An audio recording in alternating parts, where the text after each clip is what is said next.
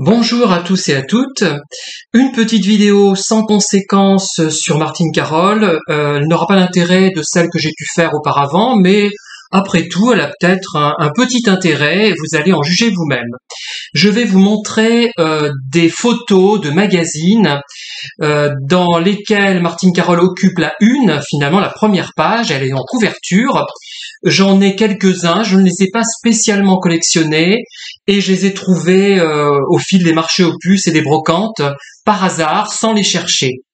Alors je commence par un numéro de Ciné-Monde, numéro 928 du 16 mai 1952, où on voit une célèbre photographie de Martine Carole. Elle est de Sam Levin et à un moment donné, je sais plus quand c'était, il y a de nombreuses années, je devais avoir peut-être, je me demande si j'avais pas 20 ans ou dans ces eaux-là, il y avait une exposition de Sam Levin et on voyait en plein dans la rue, enfin, comment dire, comme une enseigne autrefois que l'on posait dans les rues pour désigner les magasins, il y avait cette photo très belle. Alors pour moi, elle représente un peu, je vous la rapproche un petit peu, une photo de Ciné-Monde en 1952, pendant qu'elle tournait apparemment Les Belles de Nuit. C'est une photo qui représente pour moi une sorte de femme fatale au second degré, c'est-à-dire un peu, on est à la limite de la parodie, mais une parodie très esthétique. Mais c'est comme ça que je la vois, Martine Carole, c'est-à-dire que je ne la vois pas comme beaucoup de gens l'aperçoivent, c'est-à-dire c'est une belle femme, elle était très jolie, elle était malheureuse, la pauvre petite. Non, moi je vois pas ça du tout. Je vois aussi, mais c'est un détail, l'essentiel est ailleurs, et ce serait lui faire injure que de la considérer de façon si négative finalement. Alors là, maintenant, une photo moins réussie du 19, le magazine est 19 février 1953, et c'est point de vue et image du monde. Voilà. Vous avez ici Martine Carole dans Un caprice de Caroline Chéry de Jean Devèvre. Et ils font encore allusion aux Belles de Nuit d'ailleurs. Par la grâce de la reine Elisabeth II, Martine Carole, reine de Londres. Voilà. Donc c'était pendant sa période où elle était extrêmement connue. C'était la super vedette. Voilà. Alors maintenant, le 18 juin 1853, point de vue et image du monde encore, Martine Carole qui participe à la Kermesse aux étoiles. Donc la photo, là, je trouve un peu plus banale. D'ailleurs, il y a encore la photo que je vais vous montrer ici qui est affichée derrière elle. Et d'autres, voilà. Alors maintenant, Ciné-Revue, du 24 août 1956, qui est intitulé Le journal de bord Martine Carole et Christian Jacques autour du monde. Vous savez qu'ils ont fait effectivement un tour du monde pour présenter et promouvoir le cinéma français. Et voilà une photo où elle paraît relativement juvénile si on la compare à ce qu'elle était dans Lola Montès, mais il faut dire qu'elle était maquillée de façon à la fin du film à paraître relativement âgée. Enfin, si on peut dire. Ensuite, un numéro de Ciné-Monde du 18 octobre 1900. Oh là là, ça va mal aujourd'hui. C'est vraiment toutes ces histoires que j'ai eues qui m'ont perturbé. Je vous les raconterai d'ailleurs. Je ferai une vidéo là-dessus. Martine Carole n'a plus de secret pour vous. Regardez, c'est formidable. Bien prise là aussi. Bon, j'étais en train de dire qu'elle ne vaut pas uniquement pour son physique. Il y a d'autres personnes qui ont un physique séduisant, c'est courant, il y a plein de belles femmes, de beaux hommes, surtout maintenant, mais c'est surtout ce qui compte, c'est son talent d'actrice, son charme, parce que effectivement, ses photos, elle est bien physiquement, ses photos, mais elle a quelque chose, un magnétisme, un charme particulier, et moi je voudrais éliminer cette idée, c'était une belle femme, point, à la ligne. Non, c'était pas que ça, c'est une toute petite partie du personnage. C'est comme quand vous dites à un profil atypique qui a beaucoup de centres d'intérêt, qui foisonne de centres d'intérêt, qu'est-ce que vous faites comme boulot? C'est-à-dire que pour le commun des mortels, le boulot résume la personne, alors qu'une personnalité atypique ne se résume pas à son simple travail. Sauf si c'est vraiment un emploi qui a été choisi, mais c'est plutôt rare à l'heure actuelle, à moins d'être vraiment très doué et doué pour les concours. Alors,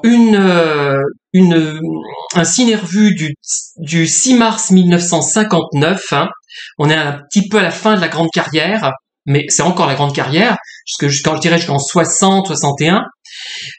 Une confession de Martine Carole, je n'ai rien à vous cacher. Très belle photo aussi.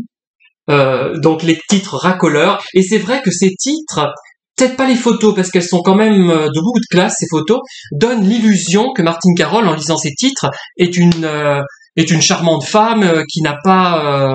qui a juste des problèmes sentimentaux et qui est malheureuse. Hein. On oublie l'actrice avec ce genre de titre. Alors, un numéro de Jour de France du 27 août 1960, pendant qu'elle tournait, je pense, un soir sur la plage. Je crois que c'est dans ce film qu'elle porte ce chapeau. J'ai un doute, mais oui. Très belle photo aussi. Donc, Martine Carole vedette en danger. Ben tiens, évidemment, c'est vrai qu'elle était un peu... elle commençait un petit peu à être moins en vue. Elle était encore dans le top 10, mais ça n'allait plus, elle allait plus tarder à en sortir. Mais bon. Alors, il y a un numéro de mon film consacré à Lola Montez, mais il est de 1963. Paradoxalement, ça m'a un peu étonné parce que je pensais que Lola Montez donc n'avait pas la cote, et ils ont transformé le film en une sorte de roman feuilleton, roman feuilleton. Voilà. Je sais pas sur lequel on peut, voilà, pas mal non plus. Et pour finir, le plus récent, et il est c'est le Jour de France, de quelle date très exactement? Du 18 février 1967. Tiens, c'est drôle de coïncidence, ma mère est décédée un 18 février également. Bon, on va pas chercher de choses compliquées, mais c'est amusant, si on peut dire. Et c'est peut-être la plus célèbre photo de Martine Carole, peut-être la plus importante, la plus significative, même si, on joue un peu sur le côté larmoyant, triste, bouleversant, dramatique de l'événement, puisque c'est un numéro qui est consacré à son décès. Donc voilà, cette photo très célèbre, je me demande si c'est pas une des plus célèbres même. Hein. Cette photo de notre reporter Claude Azoulay était sa préférée. Elle n'y avait plus la beauté de la star, mais celle un peu grave de la femme de 40 ans. Alors, oui, effectivement, mais je trouve la beauté de la star, elle l'a conservée, même dans les films dans lesquels elle avait 40 ans. Hein. Regardez-la dans Vanina Vanini, enfin, si vous avez le temps de la voir, parce que toutes les scènes pratiquement ont été coupées, il n'en reste plus que 2, il me semble, et même en 59, elle avait 39 ans, quand elle était bien maquillée et bien filmée, elle n'avait pas déchu du tout, hein. Elle avait l'éclat de la star encore, hein, bien maquillée. Mais là, effectivement, je pense que Martine Carole a voulu jouer sur une autre facette de sa personnalité, un personnage qui lit, qui est sérieux, qui a une certaine culture, plutôt que de jouer sur le côté midinette, puisqu'effectivement à 40 ans, 67, c'était pas comme à 40 ans maintenant, on était plus âgé, je pense, hein, comparativement, on vivait moins vieux évidemment, et pour une femme c'était plus problématique. D'ailleurs à l'intérieur il y a un poster, je l'avais d'ailleurs dans un autre numéro, je l'avais mis au mur, ce poster de Martine Carole quand elle tourne Le Passager clandestin. Donc là, il est incomplet, mais enfin, il est là. La suite est là. Hein. Voilà. D'ailleurs, ce n'est pas son meilleur film, hein, mais elle l'a tourné avec Arletty, Serge Reggiani, donc c'est quand même important. Mais je crois que effectivement, là, puisqu'elle a un maquillage sobre finalement, hein, et on peut dire qu'elle n'a plus l'éclat de la star, mais elle est dans la vie de tous les jours, si je puis dire, enfin presque. Elle est quand même en représentation, puisque c'est une vedette de cinéma, une super vedette, même faut dire encore dans les années quand elle avait 40 ans. Mais forcément, elle n'a plus l'éclat. C'est pas qu'elle n'a plus, c'est qu'elle n'est pas maquillée de manière à avoir cet éclat. Elle n'est pas filmée de façon à obtenir un effet de superstar, en fait. C'est ça. Je crois qu'il faut remettre les choses en place, hein, un petit peu. Mais je trouve cette photo très émouvante parce que ça montre quelqu'un qui a un bon physique, mais qui n'a pas besoin finalement d'avoir un éclairage extraordinaire et de bénéficier de plusieurs heures de maquillage pour séduire, pour plaire, pour retenir l'attention. Et cette photo, effectivement, moi je trouve que c'est une des plus belles qu'elle ait jamais faite, retient l'attention. Voilà. Voilà, donc petite vidéo, pas passionnante, je vous l'accorde, mais qui peut quand même susciter quelque intérêt de la part des spectateurs. Merci de m'avoir écouté et à très bientôt pour de nouvelles vidéos.